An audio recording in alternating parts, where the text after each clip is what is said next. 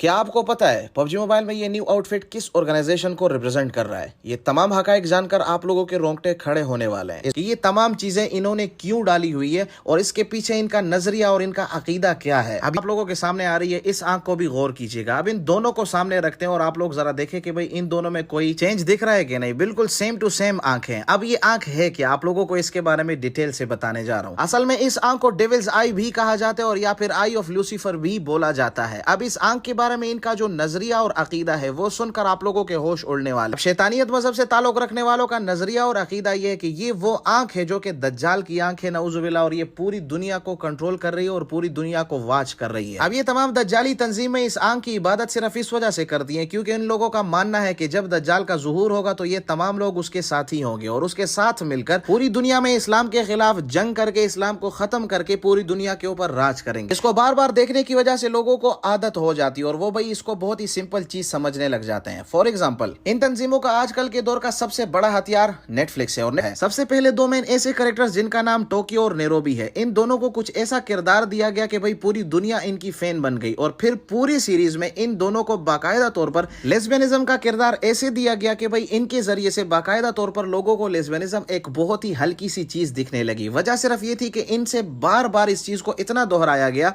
कि लोगों को ये चीज आम दिखने लगी। इसीलिए इस गन के ऊपर और बैकपैक के ऊपर जो आंख लगाई गई है तो ये वही आंख है जिसको डेविल्स आई के नाम से भी जाना जाता है या फिर आई ऑफ लूसीफर के नाम से भी जाना जाता है और ये वही आंख है। और दूसरी सबसे बड़ी निशानी इसकी ये है कि ये जो मूव कर रही है तो इसका वो अकीदा ये लोग जाहिर करना चाहते हैं क्योंकि इन लोगों का अकीदा और नजरिया है कि ये दज्जाली आंख पूरी दुनिया को देख रही है और पूरी दुनिया को कंट्रोल कर रही है। जैसे ये बंदा एक खूनी समंदर से उठ रहा है तो इसके मुंह से एक आवाज सी निकलती है और इसी आवाज के साथ आप लोग देखें कि भाई जितने भी बंदे मौजूद हैं वो मर जाते हैं, मतलब को हाथ लगा रहा है। तो इस गन के ऊपर सबसे पहले हड्डियां नमूदार हो रही है, उसके बाद गोश्त नमूदार हो रहा है और उसके बाद ये जिंदा हो जाता है। मैं 100% इस बात पे श्योर हूं कि ये लोग सिर्फ और सिर्फ दज्जाल के उस अकीदे को और दज्जाल के उस नजरियात को हमारे ऊपर इंप्लीमेंट करने की सोच रहे हैं।